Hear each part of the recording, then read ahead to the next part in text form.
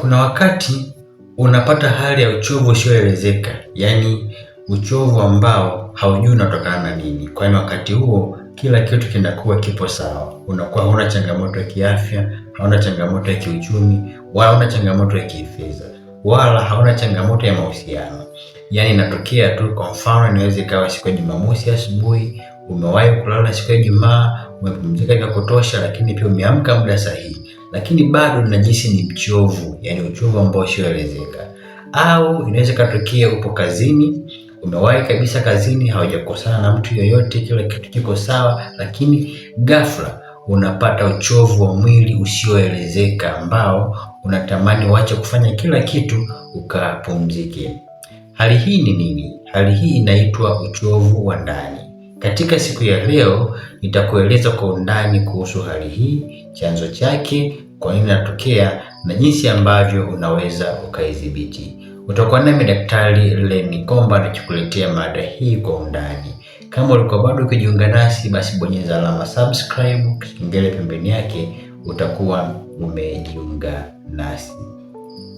Tuanze kuangalia nini maana ya uchovu wa ndani au uchovu wa kihisia.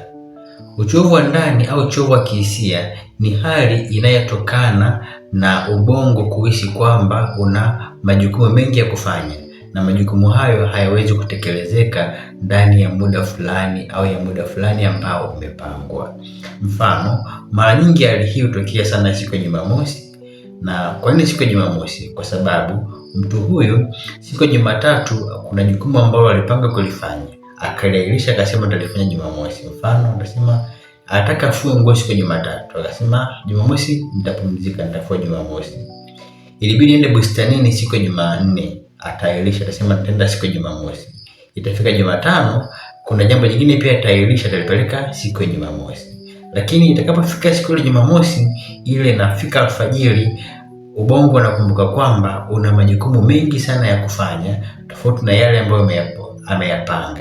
Mfano, anaweza kaisi siku hiyo ya Jumamosi anahitaji kwenda kwenye jumuiya, anahitaji kufanya usafi kanisani, anahitaji kwenda shambani, kwenda kufua. Kwa hiyo ule mrundikano wa majukumu mengi au kazi nyingi katika mfumo wa ubongo unachoka pia kuprocess zile taarifa na unahisi kwamba hautaweza kukamilisha kwa wakati, jambo ambalo litakupelekea ujihisi ni mchovu na uvivu wa kutekeleza majukumu yako. Sasa jinsi gani ambavyo unaweza ukaizuia hali hii au ukajikinga na hali hii ya uchovu wa ndani? Sasa kama hali hii imekuwa ikitokea mara kwa mara, jambo la kufanya ni ufanye yafuatayo. Kwanza kabisa, hakikisha unatambua chanzo cha tatizo linalokusumbua. Mfano, kama kweli ni majukumu mengi au mpangilio mbovu wa ratiba, lakini pia kukosa muda wa kupumzika au chanzo kingine chochote kile. Kwa hiyo hakikisha unapata chanzo sahihi, lakini pia hakikisha pia umeshauriana na daktari ili kujua kama kuna changamoto yoyote, kwani kuna wakati uchovu unaweza ukaashiria kwamba kuna tatizo fulani la kiafya ambalo linahitaji kufanyiwa uchunguzi wa kina. Jambo la pili ambalo watu wanalifanya ni kuandika na kujaribu kuachilia hali ambayo inapitia. Kwa hiyo unapokutana na hali hii hapa, chukua notebook, baada ya kutafuta chanzo, umekiandika chanzo, basi wakati huu hatua ya pili inayofuata ni kujaribu kuachilia na kujisamehe. Sasa katika kipindi hiki tunakushauri, hebu kuwa mkweli kwa nafsi yako. Hakikisha kwamba unaandika hisia zako zote ambazo unahisi kwa wakati huo. Chochote kile ambacho unakihisi, kama unahisi maumivu makali, kama unahisi kwamba umekata tamaa, andika alafu kiachilie. Unapoandika kwenye notebook, unapochukua muda kuandika takriban dakika mpaka 15, kuna kitu ambacho unakiongeza katika afya yako ya akili ambacho kitakusaidia katika kusolve jambo hilo. Jambo la tatu ambalo unapaswa kulifanya ni kuchagua mambo machache ya kuanza nayo kwa siku na kuyatekeleza ambayo utayakamilisha, lakini pia yawekee mkakati mzuri. Sasa wakati huu unaweza ukaainisha majukumu ambayo utaweza kuyatekeleza kwa siku. Kwa mfano, utasema kwa siku hii nitatekeleza majukumu haya manne. Kwanza, nitafua nguo, nitapalilia bustani, nitafanya usafi binafsi, lakini pia nitapumzika.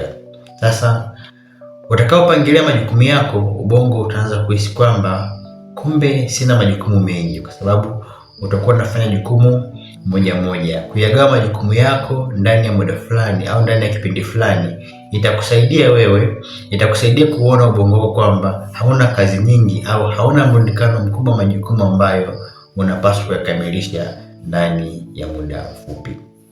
Jambo linalofuata ni jambo muhimu sana ambalo ni kuchukua hatua ya kwanza ya kuanza kufanya jambo.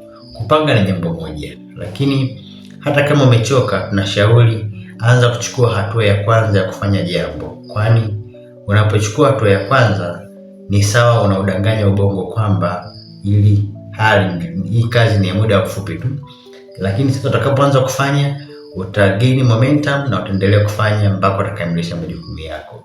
Ni muhimu sana kuchukua hatua ya mwanzo. Watu wengi sana waga wanapuuzia kwamba hatua ya mwanzo nitachukuaje, lakini ni muhimu sana na ni vizuri sana uanze kuchukua hatua ya mwanzo ya kusolve jambo lako au kuchukua kupitia hali hii. Kingine ambacho napaswa kufanya ni kuwekea mkakati wa kujipongeza na kujipa zawadi. Unaweza ukasema kwamba nikimaliza majukumu yangu nitafanya kitu fulani au nitatembelea marafiki. Lengo tu ni kujipongeza au kujipa kitu ambacho kitafurahisha. Hakuna mtu ambaye hapendi zawadi. Kila mmoja anapenda zawadi kwa nafasi yake. Hata mimi pia napenda zawadi. Unaweza pia ukanipatia zawadi kwa kukuletea video nzuri, hata japo tu ni ya maneno kwenye comment section kwa kunipongeza. Ni vizuri sana. Kwa hiyo unaweza ukajiwekea mpango wa kujipongeza au kujipa nafsi yako furaha. Kwa hiyo unaweza ukafanya jambo jema lakini watu wasikupongeze. Kwa hiyo wewe mwenyewe unaweza ukajipongeza, ukajishukuru kwa sababu nimefanikisha jambo fulani kwa siku, basi nijipe zawadi. Kingine ambacho napaswa kufanya ambacho ni cha muhimu sana ni kupata mapumziko pamoja na kufanya mazoezi.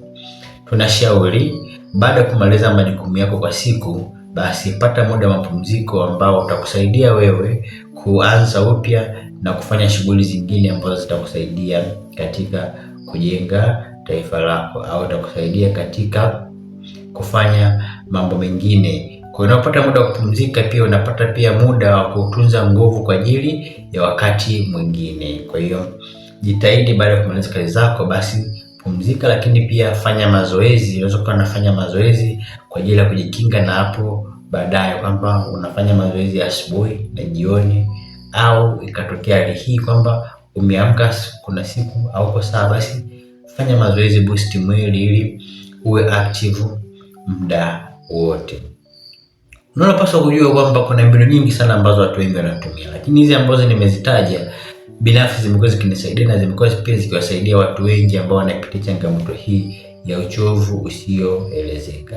Nikuombe tushirikishane kwenye comment section kama kuna jambo jipya ambalo ungependa tujifunze au kuna jambo ambalo ungependa tushirikishane ili watu wengi wapate kujifunza zaidi. Nikutakia siku njema na Mungu akubariki. Ulikuwa nami Daktari Lenny Komba.